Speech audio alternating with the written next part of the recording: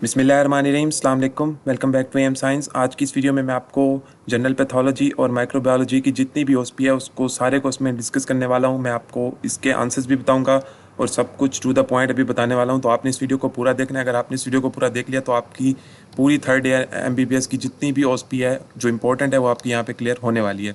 तो सबसे पहले हम क्वेश्चन नंबर 1 को शुरू करते हैं। सबसे पहले आप अपनी स्क्रीन पे इस पिक्चर को देख रहे हैं जिसमें squamous cell carcinoma of the cervix दिखाया गया, जिसमें डिस्प्लास्टिक लीजन्स हैं और वो प्रोग्रेस करके कार्सिनोमा बना रहे हैं। अब जो इसमें क्वेश्चंस जो आ रहे हैं वो ये है कि कौन सी हम टर्म यूज़ करेंगे इस डिस्प्लेजिया के लिए, जो कि सर्वाइकल म्यूकोसा पे तो है लेकिन वो एपिथेलियम तक ही कन्फाइंड है, यानी वो बेसमेंट मेम्ब्रेन को क्रॉस नहीं कर रही। तो इसके लिए हम कौन सी टर्म यूज़ करेंगे, पहला क्वेश्चन ये है। तो उसके लिए हम टर्म यूज़ करते हैं कार्सिनोमा इन सीटू या इंट्रा एपिथेलियल कार्सिनोमा इसको कहा जाता है। इसके लिए हम ये टर्म यूज़ करते हैं। और अगर दूसरा जो क्वेश्चन है वो है कि डिस्प्लेजिया क्या होता है।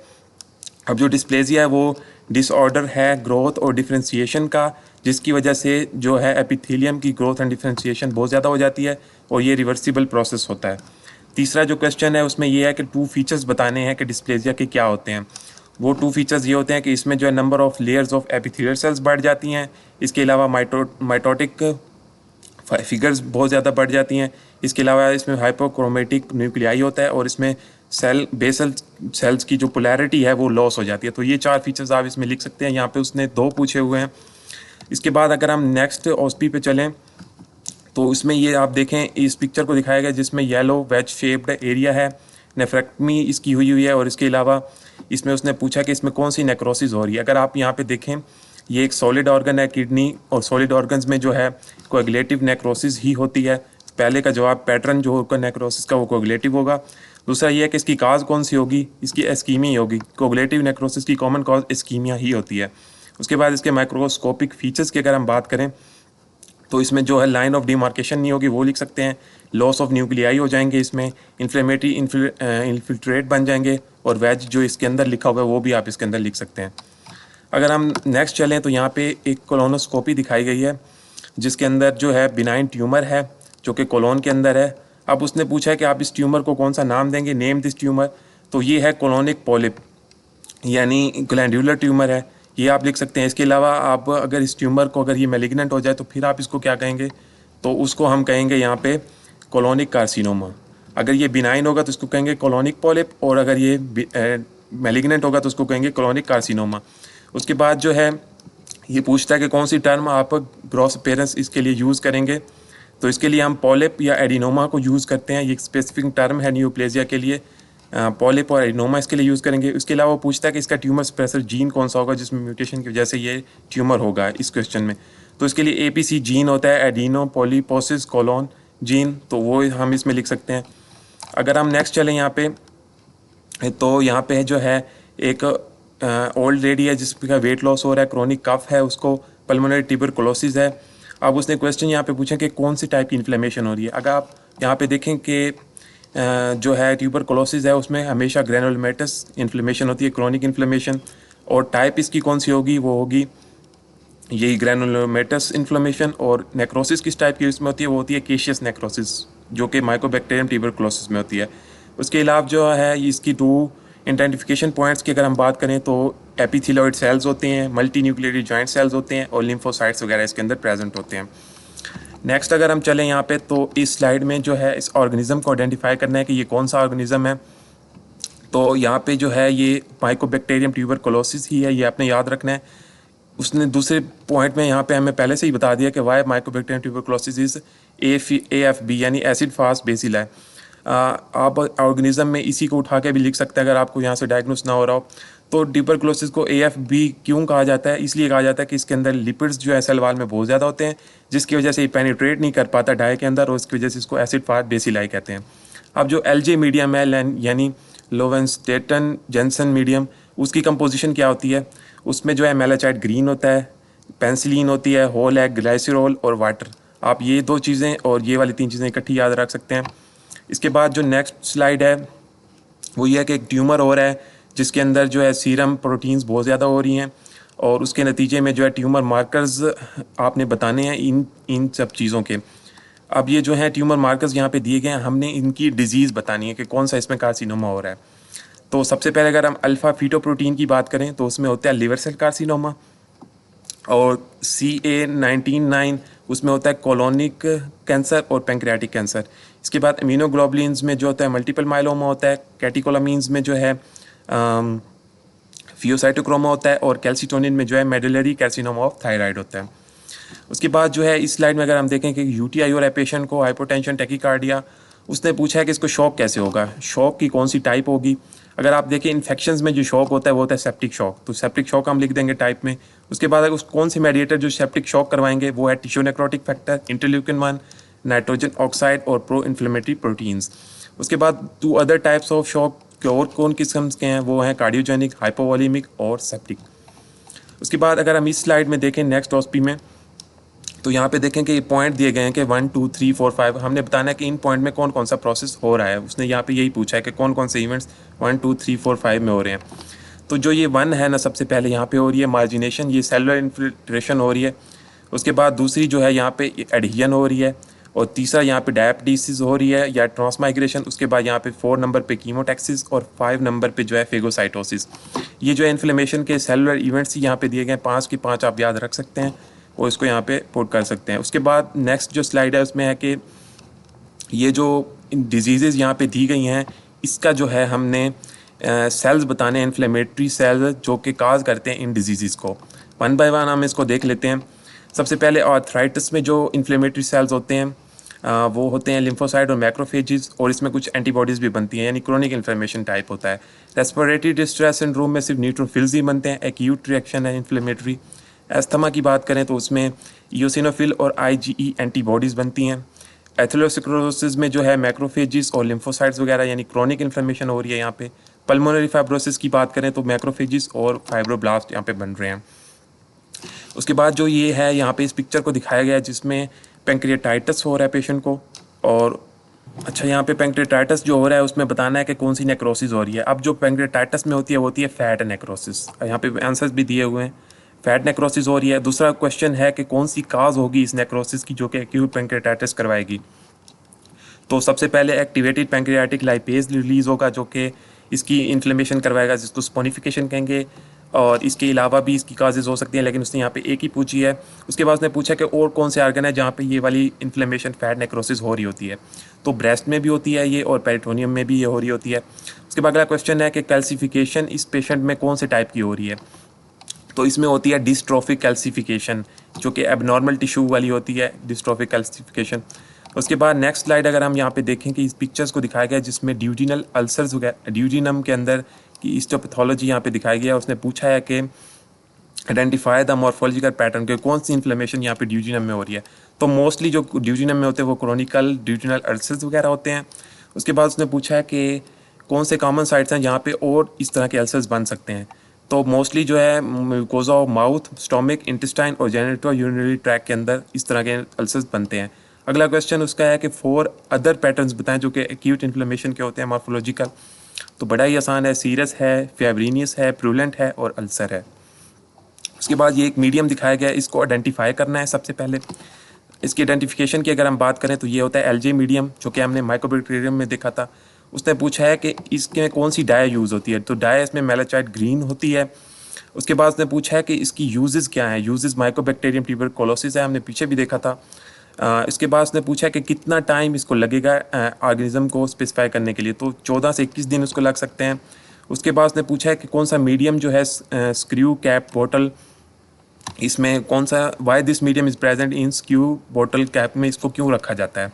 इसलिए कि ये बहुत ज़्यादा महंगा है, एक्सपेंसिव है, कंटेमिनेशन से बचने के लिए, प्रिवेंशन ऑफ, और इसके अलावा एक और चीज़ है कि वोलेटाइल ये होता है, इसीलिए हम इसको उस मीडियम के अंदर रखते हैं। नेक्स्ट अगर हम यहाँ पे चलें तो इस पिक्चर में आपको दिखाया गया कि नेजेरिया गोनोरिया की डिजीज़ हो रही है यहाँ पे। तो कौन सा मीडियम हम इसके लिए यूज़ करेंगे। तो इसके लिए हम चॉकलेट एगार को यूज़ करते हैं। उसने पूछा कि कौन कौन सी डिजीज़ होगी गोनोरिया की वजह से। तो गोनोरिया हो सकती है, कंजक्टिवाइटिस हो सकती है, पेल्विक इन्फ्लेमेटरी डिजीज़ हो सकती है और डिसेमिनेटेड गोनोकोकल इन्फेक्शंस। उसके बाद उसने पूछा कि कौन सी एंटीबायोटिक इस इन्फेक्शन के लिए देंगे। तो सेफेलोस्पोरिन या 3rd जनरेशन दे सकते हैं, सेफेलोस्पोरिन। उसके बाद उसने पूछा है कि कौन सा विरुलेंस फैक्टर है जो कि इस डिजीज़ को काज करेगा। तो वो है एंडोटॉक्सिन, लाइपो ओलिगोसैकेराइड या आउटर मेम्ब्रेन प्रोटीन्स।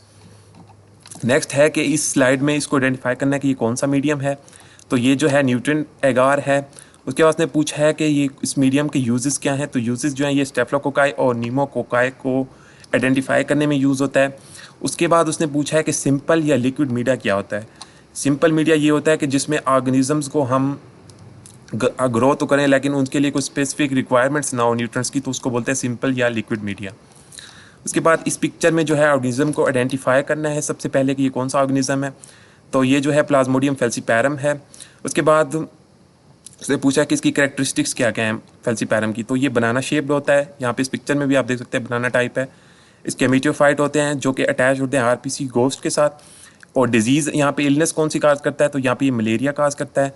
इसके अलावा रूट ऑफ ट्रांसमिशन इसका जो है वो है female Anopheles into the blood.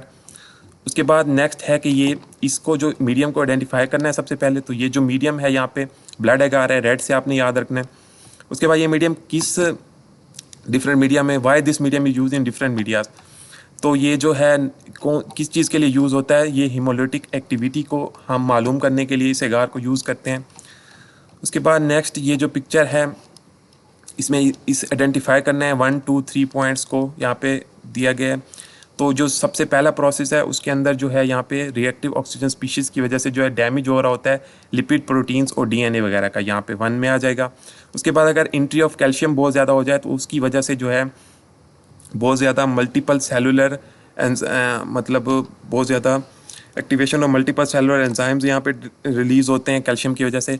और तीसरे नंबर पे अगर लाइसोसोमल मेम्ब्रेन यहाँ पे डैमेज हो जाए या वो एक्टिवेट हो जाए तो उसकी वजह से जो है एंजाइमेटिक डाइजेशन स्टार्ट हो जाएगी सेल्स की। और चौथा जो है यहाँ पे लिखना है कि प्रोटीन की अगर मिसफोल्डिंग हो गई है तो प्रो एपेप्टोटिक जीन्स जो है यहाँ पे एक्टिवेट हो जाएंगे। दूसरे ऑप्शन में उसने पूछा है, दूसरे मतलब सवाल में उसने पूछा है यहाँ पे कि कौन सा प्लाज्मा के कंपोनेंट्स या लॉस ऑफ कंपोनेंट्स हो जाएंगे जबकि मेम्ब्रेन डैमेज होगा। तो उसकी वजह से सब नेक्रोसिस हो जाएगी। कैसे होगी कि सबसे पहले सेलुलर स्वेलिंग होगी, फिर बर्स्टिंग ऑफ सेल होगा और उसकी वजह से नेक्रोसिस हो जाएगी, मेम्ब्रेन डैमेज होगा जब।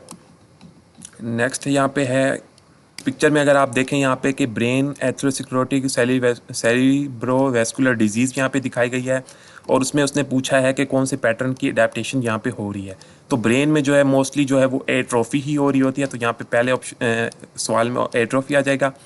2 पॉइंट ऑफ आइडेंटिफिकेशन इसके लिखने हैं, वो ये होंगे कि narrow the gyri and the widen the सल्काए।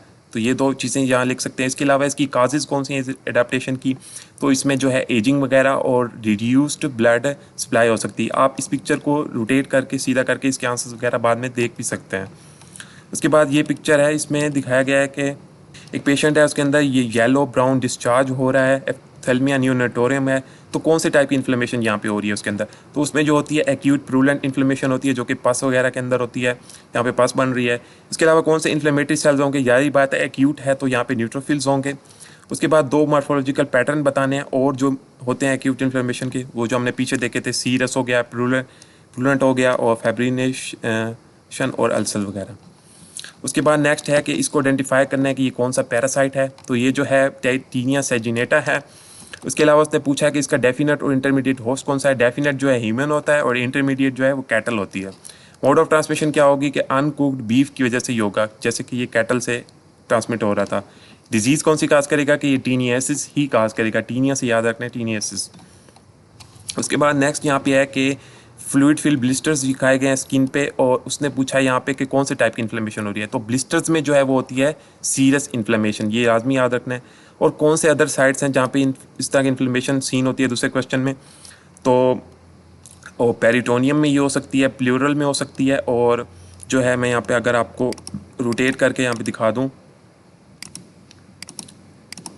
यहाँ पे अगर हम इसको रोटेट कर दें यहाँ पे, हाँ इस तरह, तो इसमें जो है पेरिटोनियम, प्लूरल और पेरिकार्डियम में हो रही होती है। अब नेक्स्ट जो क्वेश्चन है इसमें वो ये है कि मॉर्फोलॉजी का पैटर्न कौन कौन से होते हैं, वही हैं फैब्रिनियस, प्रूलेंट, अल्सर्स वगैरह। और एंटीसिपेटेड कंसिस्टेंसी ऑफ फ्लूइड कौन सी होती है इसमें, तो इसमें जो है यहाँ पे इसको मैं रोटेट कर दूँ तो इसमें होती है ब्लिस्टर्स बनते हैं जो कि सीरम या प्लाज्मा की तरह के ही होते हैं। तो इसकी कंपोजिशन सीरम या प्लाज्मा की तरह ही होती है इसके फ्लूइड की। उसके बाद हम वापस आते हैं नेक्स्ट उस पर यहाँ पे उसने पूछा है कि एंडोट्रेकियल ट्यूब इम्यूनो सप्रेसेंट में पास की गई है, इसके अलावा ग्राम नेगेटिव रॉड है, बैक्टीरिया ऑक्सीडेज पॉजिटिव है और ब्लू ग्रीन कलर बना रहा है न्यूट्रेंट एगार पे। तो कौन सा ऑर्गेनिज्म होगा? जो ब्लू ग्रीन कलर वाला होता है सूडोमोनास एरिजिनोसा। उसके बाद उसने पूछा है कि कौन से कॉलोनीज ये क्यों बनाएगा, ये इस तरह की colonies, blue green colonies, why? तो उसकी इसमें दो पिगमेंट होते हैं, पायोसाइनिन और पायोवाइडिन, तो उसकी वजह से ये इस तरह के पिगमेंट बनाते हैं, कलर बनाते हैं ब्लू ग्रीन। नेक्स्ट स्लाइड है, यहाँ पे ये थोड़ी मध्यम है लेकिन मैं आपको समझा दूंगा फिर भी। यहाँ पे उसने पूछा है कि कौन सा यहाँ पे ऑर्गेनिज्म है, यहाँ पे आप देखें इमरजेंसी में आया, उसमें ग्राम नेगेटिव कोकाई का इन्फेक्शन है, उसको सेक्सुअली ट्रांसमिटेड डिजीज़ है। तो कौन, पहला क्वेश्चन उसका है कि कौन सा माइक्रो ऑर्गेनिज्म होता तो जाहिर बात है नज़ेरिया गोनोरिया होगा, जैसे हमने पीछे पढ़ा। उसने पूछा कि इसकी डिजीज़, उसके मॉर्फोलॉजिकल कैरेक्टरिस्टिक्स भी बताएं। तो ये किडनी बीन शेप्ड होता है, डिप्लोकोकाई है और इसके अलावा जो है इसमें न्यूट्रोफिल्स वगैरह भी होते हैं। उसने दूसरे क्वेश्चन में पूछा है कि नंबर ऑफ डिजीजेस कौन सी करवाएगा, gonorrhoea, conjunctivitis, pelvic inflammatory disease और डिसेमिनेटेड गोनोकोकल इन्फेक्शन। तीसरे में उसने पूछा कि आप इसको डायग्नोस कैसे करोगे, तो इसको हम चॉकलेट एगार से कर सकते हैं और इसके अलावा फर्मेंट कर सकते हैं, डू नॉट फर्मेंट माल्टोज, लेकिन फर्मेंट कर सकते हैं इसको ग्लूकोज के साथ। उसके बाद नेक्स्ट जो ओस्पी है यहाँ पे उसने वही ब्लू ग्रीन वाला पूछा है कि कौन सा ऑर्गेनिज्म होगा, जाहिर बात है सूडोमोनास एरिजिनोसा। बाकी उसने पूछा कि कौन सी कलर की वजह क्या है, कि पायोसानिन और पायोवाइडिन दूसरे क्वेश्चन में। तीसरा यहाँ पे डिफरेंट उसने दिया है कि लैक्टोज फर्मेंटर की एग्जांपल बताएं और नॉन लैक्टोज फर्मेंटर की। अब लैक्टोज फर्मेंटर जो है वो इक्वलाई और क्लेप्सेला होते हैं और जो नॉन लैक्टोज फर्मेंटर है वो साल्मोनेरा और प्रोटीन नहीं, प्रोटियस। नेक्स्ट स्लाइड में वो यहाँ पे पूछ रहा है कि यहाँ पे 1 पॉइंट और 2 पॉइंट पे आपने बताना है कि कौन से स्ट्रक्चर्स यहाँ पे प्रेजेंट हैं। फेट उसमें जो है यहाँ पे 1 पे अगर हम बात करें तो यहाँ पे जो है ट्रैप्ड आरपीसीज यहाँ पे प्रेजेंट हैं और जो 2 पॉइंट है उस पे जो है पॉलीमराइज फाइब्रिन यहाँ पे प्रेजेंट है। दूसरे क्वेश्चन में उसने पूछा कि फेट क्या होगी थ्रोम्बस की। उसके लिए मैं यहाँ पे इस स्लाइड को थोड़ा रोटेट कर लेता हूँ। फेट जो होगी प्रोपिगेशन होगी, एम्बोलाइजेशन होगी, ऑर्गेनाइजेशन होगी और डिसोल्यूशन होगी। तीसरा उसने क्वेश्चन यहाँ पे पूछा कि कौन से फैक्टर थ्रोम्बोजेनेसिस को एक्टिवेट करेंगे। एंडोथेलियल इंजरी हो गई, टर्बुलेंट फ्लो हो गया, स्टेसिस हो गई और हाइपरकोएगुलेबिलिटी की वजह से ही थ्रोम्बोजेनेसिस होगी। उसके बाद जो है इस पिक्चर में उसने पूछा कि कौन से टाइप की सेलुलर एडेप्टेशन हो रही है। यहाँ पे मसल दिखाया गया है, तो मसल में जो है वो हाइपरट्रॉफी ही होती है। पहले क्वेश्चन का आंसर ये होगा। दूसरे में उसने पूछा कि कौन से चेंजेस मसल फाइबर के अंदर हो रहे होंगे। तो यहाँ पे जो है चेंजेस की अगर हम बात करें तो चेंजेस में जो है एडल्ट मायोसिन रिप्लेस्ड हो जाएगा फीटल मायोसिन हैवी चेन के साथ। और उस अगले क्वेश्चन में उसने पूछा कि कौन से 2 अदर एग्जांपल हैं यहाँ पे। तो 2 अदर एग्जांपल की अगर हम बात करें तो उसमें जो है स्केलेटल मसल हाइपरट्रॉफी और यूट्राइन स्मूथ मसल हाइपरट्रॉफी यहाँ पे हो रही होती है। उसके बाद उसने पूछा है कि कौन से अदर, चौथे क्वेश्चन में, कि other type of cellular adaptation है। तो वही हाइपरप्लेजिया, मेटाप्लेजिया सब आप लिख सकते हैं। अगला क्वेश्चन है कि इस स्लाइड में आपने डायग्नोस करना है कि कौन सा माइक्रो ऑर्गेनिज्म है क्वेश्चन नंबर 1 में। तो ये स्ट्रेप्टोकोकल पायोजीन्स ही है। इस स्लाइड में उसने पूछा कि इसके मॉर्फोलॉजिकल कैरेक्टरिस्टिक्स भी बताएं। तो मॉर्फोलॉजिकल कैरेक्टरिस्टिक्स जो हैं यहाँ पे इसके हैं, ग्राम पॉजिटिव रॉड है, स्फेरिकल शेप होता है और प्रेजेंट होता है इन चेन्स। उसके बाद तीसरे क्वेश्चन में उसने पूछा है कि स्टेफ्लोकोकाई को आप स्ट्रेप्टोकोकाई से कैसे डिफ्रेंशिएट करेंगे। तो उसके लिए जो है, हाँ, स्टेप्लोकोकाई जो है कैटालेज पॉजिटिव होता है और स्टेप्टोकोकाई जो है वो कैटालेज नेगेटिव होता है। उसके बाद उसने लास्ट क्वेश्चन में पूछा है कि कौन सा टेस्ट परफॉर्म करेंगे इसकी आइडेंटिफिकेशन के लिए। तो उसके लिए जो है हम बेसिक ट्रेसन टेस्ट यहाँ पे कर सकते हैं। नेक्स्ट चलते हैं। यहाँ पे कोई इंस्ट्रूमेंट यहाँ पे आ सकता है, अभी हम इंस्ट्रूमेंट आगे जाके देखेंगे भी दूसरी स्लाइड में। उसको इंडिकेटर उसका बताना होगा, उसकी यूजेस बतानी होंगी और कोई इक्विपमेंट वगैरह बताना होगा कि किस तरह वो वर्क करता है। ये अभी हम नेक्स्ट देखेंगे। उसके बाद जो है नेक्स्ट यहाँ पे ये स्लाइड दिखाई गई है जिसमें लंग्स की हिस्टोपैथोलॉजी दिखाई गई और बताया गया कि कौन सी इन्फ्लेमेशन होगी लंग्स में। जो मोस्टली जो है पहले क्वेश्चन में अगर हम देखें यहाँ इसकी बात करें तो इसमें जो है क्रॉनिक इन्फ्लेमेशन ही होगी लंग्स में। दूसरे क्वेश्चन में उसने पूछा है कि स्ट्रक्चर्स को आइडेंटिफाई करें जो कि एरो हेड और थिन एरोज में प्रेजेंट हैं, ये वाले। तो इसमें जो है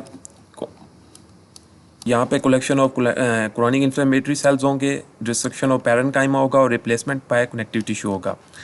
और अगर हम तीसरे क्वेश्चन की यहाँ पे बात करें तो उसने कॉम्प्लिकेशन पूछे हैं इस इन्फ्लेमेटरी प्रोसेस के। तो इसके कॉम्प्लिकेशन टिश्यू डिस्ट्रक्शन हो सकती है क्रॉनिक इन्फ्लेमेशन में, मतलब इंटरस्टिशियल स्कार बन सकता है, इंटरनल स्कार बन सकता है, फाइब्रोसिस हो सकती है। उसके बाद नेक्स्ट है कि यहाँ पे एक पिक्चर दिखाई गई कि उसने पूछा कि कौन सा एम्बोलस यहाँ पे बन रहा है। तो इसमें जो है एम्बोलस जो है पल्मोनरी थ्रोम्बोएम्बोलिज्म ही बनता है। उसके बाद जो है उसने पूछा है यहाँ पे कि कौन सा सोर्स है इस एम्बोलिज्म का। तो सोर्स जो है इसका डीप वेन थ्रोम्बोसिस ही होती है पल्मोनरी थ्रोम्बोएम्बोलिज्म का। उसके बाद उसने आखिरी क्वेश्चन पूछा कि 4 अदर टाइप्स एम्बोलिज्म के बताएं। तो अगले 4 टाइप्स जो होते हैं systemic thromboembolism, fat embolism, amniotic fluid embolism और एयर एम्बोलिज्म। नेक्स्ट यहाँ पे है कि इस पिक्चर में इन्फ्लेम्ड लंग्स दिखाए गए हैं और पूछा है कि कौन से टाइप की इन्फ्लेमेशन यहाँ पे होगी। तो लंग्स में जो है यहाँ पे क्रोनिक इन्फ्लेमेशन होती है, मैंने आपको बताया। उसके बाद दूसरे क्वेश्चन में उसने पूछा कि कौन से सेल्स इसमें प्रेजेंट होंगे। तो सेल्स जो है इसमें लैंगरहान जाइंट सेल, एपिथेलियोइड सेल और लिम्फोसाइट्स प्रेजेंट होंगे। उसके बाद उसने पूछा है कि कौन से स्ट्रक्चर शॉर्ट और लॉन्ग एरोज में प्रेजेंट हैं। ये हमने पहले भी देख लिया, मैं इसको दोबारा भी अब आपको दिखा देता हूँ कि इसमें शॉर्ट एरो में जॉइंट सेल्स हैं और लॉन्ग एरो में इन्फ्लेमेटरी सेल्स। ये शॉर्ट एरो लॉन्ग एरो यहाँ पे दिखाया गया। उसके बाद नेक्स्ट स्लाइड है कि इस मीडिया को आइडेंटिफाई करना है। ये हमने पहले भी देख चुके हैं, ये वही रिपीटिशन है, लेकिन इसका एक पार्ट थोड़ा डिफरेंट है कि कौन से टेस्ट इसके लिए name the test which perform on this media. वो सेंसिटिविटी टेस्ट हम यहाँ पे इसका कर सकते हैं। नेक्स्ट स्लाइड है कि यहाँ पे पैरोटिड ग्लैंड यहाँ पे दिखाया गया, उसकी हिस्टोपैथोलॉजी। और उसने पूछा है यहाँ पे कि आप नॉमेनक्लेचर के हिसाब से बताएं कि इसमें कौन से टाइप का ट्यूमर हो रहा होता है पहले क्वेश्चन में। तो इसमें जो है मिक्स ट्यूमर हो रहा होता है पैरोटिड ग्लैंड में। दूसरे क्वेश्चन में उसने पूछा है कि आप जो बताएं मैलिग्नेंट काउंटर पार्ट बताएं इस ट्यूमर का। तो मैलिग्नेंट काउंटर पार्ट जो होता है उसको एडिनो कार्सिनोमा होता है। तीसरे क्वेश्चन में उसने पूछा है कि 2 अदर ट्यूमर्स बताएं जो कि इस कैटेगरी में इन्वॉल्व हैं। तो 2 अदर ट्यूमर कौन कौन से हैं, विलियम्स ट्यूमर और टेराटोमा। उसके बाद नेक्स्ट स्लाइड है कि इसने यहाँ पे पूछा है कि इस पिक्चर में कौन सा ऑर्गेनिज्म है। तो इस पिक्चर में जो है एस्कैरिस लैम्ब्रिकॉइड्स को दिखाया गया है। दूसरे क्वेश्चन में उसने पूछा है कि इसकी कैरेक्टरिस्टिक्स बताएं। तो इसकी कैरेक्टरिस्टिक्स की अगर हम बात करें तो इसमें एक जॉइंट राउंड वर्म होता है, स्कैलप जो स्कैरिस होता है। उसके बाद नेक्स्ट उसने पूछा है कि इसकी ट्रांसमिशन कैसे होगी। तो ट्रांसमिशन जो है इसकी फीको और रूट के ज़रिए होती है। और उसके बाद जो है लास्ट उसने पूछा है कि इसकी कॉम्प्लिकेशन क्या होंगी इस वर्म की। तो कॉम्प्लिकेशंस जो है इसकी एब्डोमिनल पेन, फीवर, कफ और निमोनिया वगैरह हो सकता है। नेक्स्ट स्लाइड में उसने पूछा है कि इस ऑर्गेनिज्म को आइडेंटिफाई करें। ये हमने पहले भी इस पिक्चर को हम देख चुके हैं इस स्लाइड को, तो ये मोस्टली रिपीट हो रही है यहाँ पे। उसके बाद यहाँ पे उसने पूछा है कि इसको आइडेंटिफाई करें, इस ऑर्गेनिज्म को। यहाँ पे इस स्लाइड को भी हम पहले दे चुके हैं। उसके बाद नेक्स्ट आते हैं यहाँ पे, और यहाँ पे अगर हम देखें इस स्लाइड पे उसने बताया कि बीटा हेमोलिटिक है, कैटालेज पॉजिटिव है और कोगुलेट पॉजिटिव है। तो कौन सा ऑर्गेनिज्म होगा? तो इसके लिए ऑर्गेनिज्म जो है वो होगा स्टेफिलोकोकस ऑरियस। दूसरे क्वेश्चन में उसने पूछा है कि इसके जो इंपॉर्टेंट फीचर्स कौन कौन से होंगे, 3। तो इसके 3 जो इंपॉर्टेंट फीचर्स हैं वो हैं grape like cluster, gram positive cocci और स्फेरिकल इन शेप। आखिरी क्वेश्चन में उसने पूछा है कि इसके जो अदर इन्फेक्शन कौन से होंगे जो ये काज करेगा आरियस। तो ये toxic shock syndrome, scaled skin syndrome और इम्पिटिगो काज कर सकता है। अगला क्वेश्चन है कि यहाँ पे आइडेंटिफाई करना है इस इन्फेक्शन को जो इसमें दिखाया गया है ए में और बी में। तो ए में जो है ए में लिक्विफैक्टिक दिखाया गया है और बी में जो है कोगुलेटिव। उसके बाद जो है ए वाला ब्रेन वाला है ना, और ये जो है हार्ट में है। उसके बाद उसने पूछा कि इसकी डिफरेंट लीजन में डिफरेंस क्या है दूसरे क्वेश्चन में। तो इसमें डिफरेंस जो है अगर हम बात करें तो लिक्विफैटिक और कोगुलेटिव का डिफरेंस, लिक्विफैटिक ब्रेन में होता है, कोगुलेटिव सॉलिड ऑर्गन यानी हार्ट में होता है यहाँ पे एक्सेप्ट ब्रेन। उसके बाद लिक्विफैटिव में न्यूक्लियोटाइड सेल्स होते हैं, कोगुलेटिव में ए न्यूक्लियोटाइड सेल। इसमें डेथ ऑफ लिक्विसाइड्स होती है लिक्विफैक्टिव में, और कोगुलेटिव में जो है एओसिनोफिल्स प्रेजेंट होते हैं। उसके बाद उसने पूछा है कि 2 इन्फेक्शन अदर, ये हील कैसे होगा ये इन्फेक्शन। तो हील जो है ना ये ऐसे होगा कि प्रेजेंस ऑफ मोनोन्यूक्लियर सेल्स होंगे, फाइब्रोब्लास्ट आएंगे, एब्सेंस ऑफ पॉलीमॉर्फोन्यूक्लियर ल्यूकोसाइट्स होंगे, स्कार टिश्यू बनेगा विदाउट सेलुलर इन्फिल्ट्रेशन, और हील होगा 4 से 6 वीक्स या इसके बाद।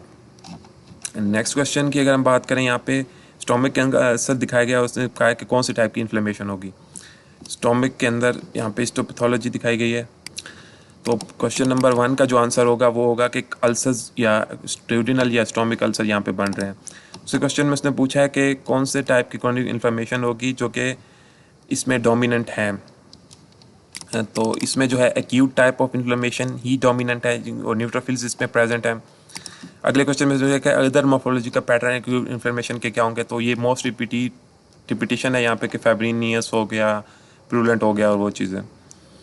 इस स्लाइड की अगर हम बात करें तो इसमें दिखाया पूछा इसने कि सेलुलर अडेप्टेशन कौन सी हो रही है क्रॉनिक सिगरेट स्मोकर्स में।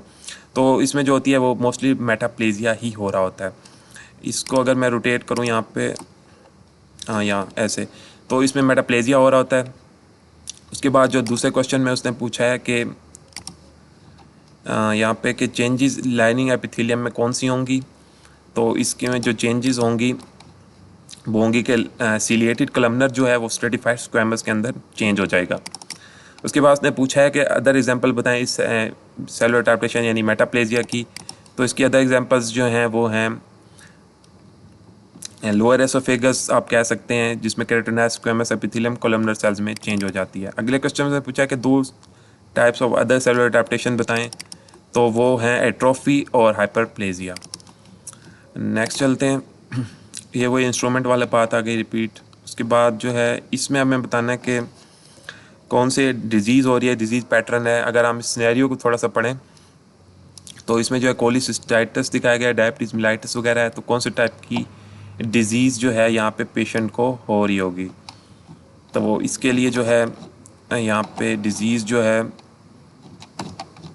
सेकंड में जो है स्टेटोसिस यानी फैटी चेंज आ रहा होगा उसके अंदर।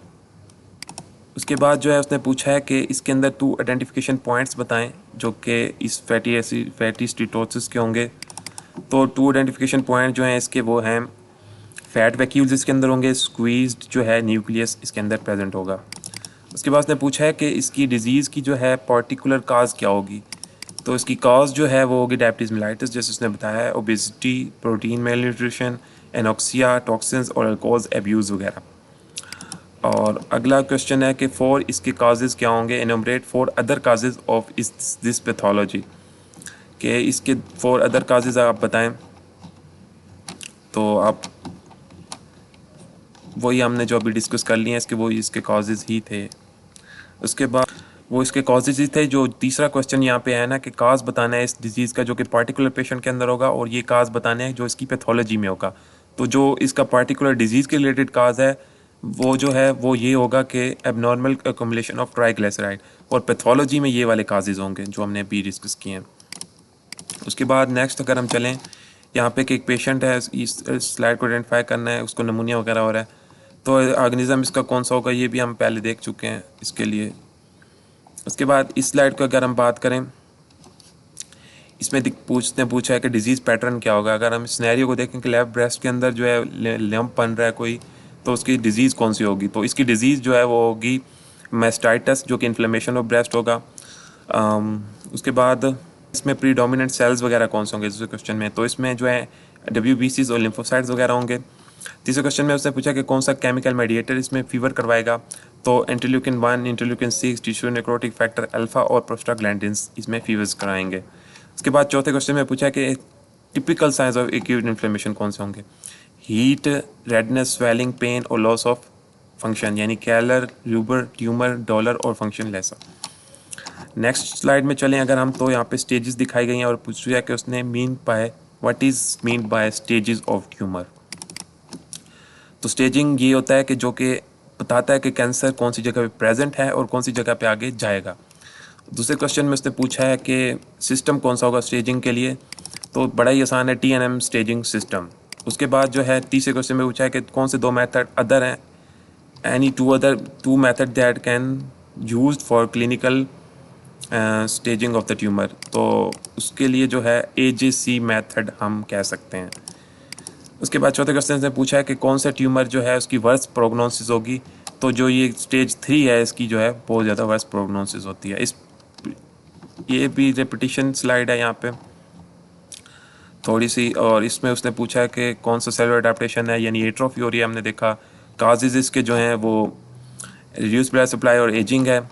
एग्जांपल्स बतानी है अदर इस तरह की सेलुलर अडेप्टेशंस की, तो टिश्यू एट्रोफी हो रही होती है प्रोंक्ट स्टार्वेशन के बाद। और आखिरी उसने पूछा है कि कौन सी other type of cellular adaptation है, तो हाइपरट्रॉफी और हाइपरप्लेजिया होता है यहाँ पे। स्लाइड में उसने पूछा कि कौन सा रिएजेंट यहाँ पे यूज़ करेंगे, और दूसरे स्लाइड में उसने खुद बता दिया कि ये कैटालेस टेस्ट है। तो रिएजेंट जो है कैटालेस टेस्ट में हम H2O2 ही यूज़ करते हैं, H2O2 फर्स्ट क्वेश्चन में। और दूसरे क्वेश्चन में से पूछा कि इंपॉर्टेंस क्या है कैटालेस टेस्ट की, तो इंपॉर्टेंस जो है कि डिफरेंशिएट करता है स्ट्रेप्टोकोकस को स्टेफिलोकोकाइड से। उसके बाद 84 क्वेश्चन 48 में उसने पूछा है कि सिस्टोलिक कैल्शियम हो रही है, तो आप बताएं कि कौन से सोर्स हैं जो कि इंट्रासेलुलर कैल्शियम को इंक्रीज़ करते हैं। तो जो है sarcoplasm reticulum, influx of calcium और इस्कीमिया एंड सर्टेन टॉक्सिन इसको ज़्यादा करते हैं। उसके बाद उसने पूछा है कि इन्यूमरेट करें हार्मफुल इफेक्ट जो कि इंक्रीज कैल्शियम सिस्टोलिक सिस्टम की वजह से होते हैं। तो उसकी वजह से कौन से होंगे, स्वेलिंग होगी, बर्स्ट होगा और नेक्रोसिस वगैरह हो जाएगी। इस स्लाइड को भी हमने पहले किया था आई थिंक। और उसके बाद जो है यहाँ पे 49 पे हम आते हैं, और उसने यहाँ पे पूछा कि कौन सा ऑर्गेनिज्म है by gram staining gram positive gram negative bacteria differ करते हैं ग्राम स्टेनिंग में। ये इसलिए डिफ़र करते हैं कि उसमें पेप्टिडोग्लाइकिन होता है ग्राम पॉजिटिव में और ग्राम नेगेटिव में नहीं होता। और ये स्लाइड जो है वो पायोजीन्स वाली ही है, ग्राम पॉजिटिव। उसके बाद यहाँ पे इस स्लाइड में उसने पूछा है कि कार्डियक फेलियर हो रहा है पेशेंट को, तो बताएं कौन सी अडैप्टेशन उसमें हो रही होगी। तो इसमें जो अडैप्टेशन क्वेश्चन नंबर 1 में होगी वो है हाइपरट्रॉफी। 2 में उसने पूछा कि पॉसिबल काज इसकी क्या होगी हाइपरट्रॉफी की, तो रिवर्सिबल इस्कीमिक इंजरी और इरिवर्सिबल इस्कीमिक कोगुलेटिव नेक्रोसिस। उसके बाद उसने पूछा है कि सेलुलर अडैप्टेशन अदर कौन कौन सी होती हैं, तो अदर जो हैं हाइपरप्लेजिया, एट्रोफी और मेटाप्लेजिया वगैरह होती हैं। उसके बाद इस क्वेश्चन में उसने पूछा है कि आप सेलुलर अडैप्टेशन बताएं। इसमें उसने पूछा है कि यूरिन रिटेंशन हो रही है, मिक्चुरेशन हो रही है, प्रोस्टेट ग्लैंड में कौन सी अडैप्टेशन होगी। तो प्रोस्टेट ग्लैंड की अगर हम बात करें तो उसमें हाइपरप्लेजिया हो रहा होता है। उसके बाद उसे क्वेश्चन में उसने पूछा कि अडैप्टेशन क्या होती है, what is define the adaptation, define this adaptation. तो हाइपरप्लेजिया को बताना है कि क्या होता है, increase in number of cell. और उसके बाद तीसरे क्वेश्चन में उसने पूछा है कि 2 अदर ऑर्गन्स बताएं जिसमें इस तरह की अडैप्टेशन हो रही होगी, तो ये जो है लिवर और स्किन में हो रही होती है। उसके बाद जो है ये वाली भी रिपीटिशन है। और इसमें अगर हम देखें इस स्लाइड में उसने पूछा कि डिफाइन स्टेरिलाइजेशन। स्टेरिलाइजेशन क्या होती है कि यहाँ पे स्टेरिलाइजेशन होती है कि killing of all type of micro organism including bacterial spores. उसके बाद उसने पूछा कि स्पेसिफिक टाइम, टेम्परेचर और प्रेशर बताएं ऑटोक्लेव का। ऑटोक्लेव की बात करें तो उसमें एक 121 डिग्री सेंटीग्रेड टेम्परेचर, 15 LB पर इंच स्क्वायर क्या कहते हैं प्रेशर, और टाइम जो है 15 से 20 मिनट। इसके बाद उसने पूछा कि डिफ्रेंशिएट करें स्टेरिलाइजेशन डिसइंफेक्शन को। स्टेरिलाइजेशन जो है किल करता है माइक्रो ऑर्गेनिजम्स को इंक्लूडिंग बैक्टीरियल स्पोर्स, लेकिन जो डिसइंफेक्शन है वो किल तो करता है माइक्रो ऑर्गेनिजम्स को, लेकिन उसमें स्पोर्स सर्वाइव करते हैं। बस ये एंडो यहाँ पे होने वाली आखिरी स्लाइड है। यहाँ पे अगर हम देखें केमिकल मेडिएटर बताना है बी और सी का, इसमें बताना है बी पार्ट यहाँ पे बी और सी में। तो बी और सी में कौन सा है यहाँ पे होगा, बी में जो है हिस्टामीन होगा और सी में जो है बर्न्स और माइक्रोबियल टॉक्सिन्स। बी में क्या हो रहा था यहाँ पे रिट्रैक्शंस, उसमें हिस्टामीन है, और एंडोथेलियल इंजरी सी में जो है बर्न्स और बैक्टीरियल प्रोडक्ट्स। उसके बाद उसने पूछा है कि ए और बी में कौन सा लॉन्गर होगा, तो सी जो है वो लॉन्गर होगा। उसके बाद जो है उसने पूछा कि एनुमरेट करें सेलुलर इवेंट्स जो कि इन्फ्लेमेटरी में इसमें इन्वॉल्व हैं। मार्जिनेशन हो रही होगी, रोलिंग, एडेरियन, डायबिटीज, कीमोटैक्सिस और फेगोसाइटोसिस, जो कि हमने सेलुलर इवेंट्स में देखा था।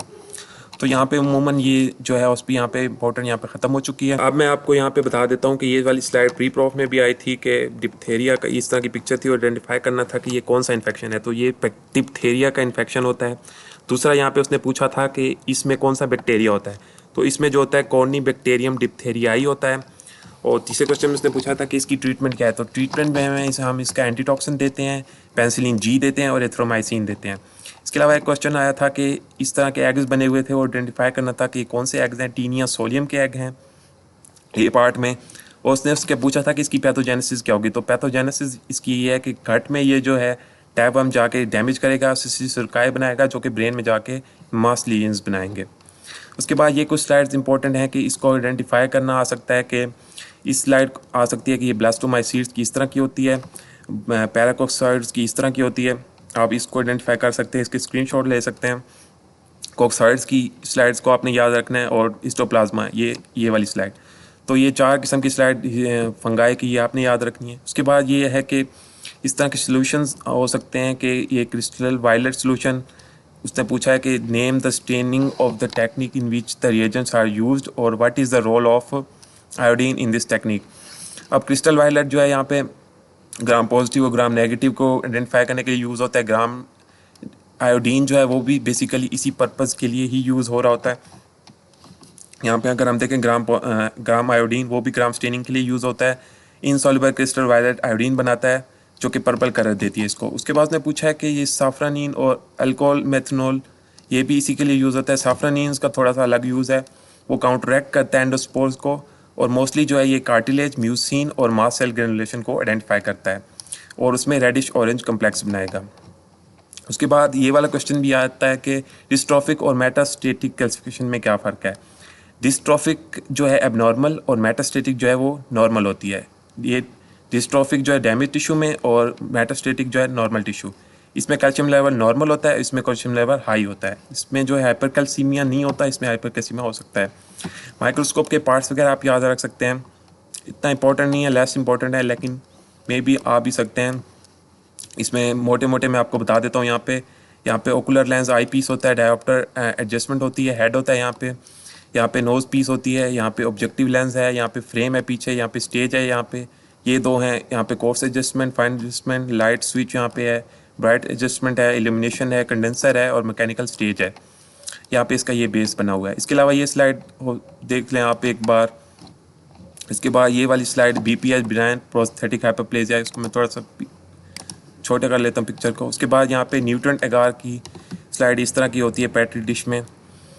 उसके बाद ग्रैनुलेशन टिश्यू की बात करें तो उसकी स्लाइड इस तरह की होगी, कोलेजन और वेसल्स वगैरह इन्फ्लेमेटरी सेल्स होंगे उसमें। उसके बाद टेस्टिकुलर एट्रोफी की स्लाइड जो है वो इस तरह की होती है। और उसके बाद जो है कोलिसिस्टेक्टमी की स्लाइड इस तरह की होती है। उसके बाद आप इसके स्क्रीनशॉट ले सकते हैं। इसके अलावा क्रोनिक कोलिसिस्टाइटिस की स्लाइड इस तरह की होगी। फैटी लिवर की स्लाइड आप इस तरह की चेक कर सकते हैं। स्कैरिक लम्ब्रिक्वायर्स कुछ इस तरह के नज़र आता है, जो कि सबसे बड़ा पैरासाइट है। ऑटोक्लेव की स्लाइड इस तरह की होती है। ऑटोक्लेव का टेम्परेचर प्रेशर मैं आपको पहले बता दिया। टैप वर्म इस तरह का होता है, और लाइपोमा की पिक्चर कुछ इस तरह की प्रेजेंट होती है, आप देख सकते हैं। और जो है आखिर में एलजे मीडियम, जो कि स्क्रू कैप बोतल में दिखाया गया है, और उसकी पिक्चर कुछ इस तरह की होती है। आई होप कि आपको यहाँ पे ये क्लियर हो चुका हो। और अगर आपको किसी चीज़ की समझ नहीं है तो आप नीचे कमेंट सेक्शन में पूछ सकते हैं, कोई सजेशन है तो वो भी दे सकते हैं। और उम्मीद है कि आपको ये सब कुछ समझ आ गया होगा। और अगर आपने अभी तक EM साइंस को सब्सक्राइब नहीं किया तो लाजमी से यहाँ पे क्लिक करके सब्सक्राइब कर लें, और साथ बेल आइकन को दबा दें, ताकि आप कोई भी वीडियोस चैनल की मिस ना कर सकें, क्योंकि इस तरह की वीडियोस मैं इस चैनल पे आगे भी लेके आऊँगा, जो कि आपके लिए बहुत ज़्यादा यूज़फुल हो सकती हैं। तो मिलते हैं नेक्स्ट इसी तरह किसी वीडियो में, तब तक के लिए खुदा हाफिज़।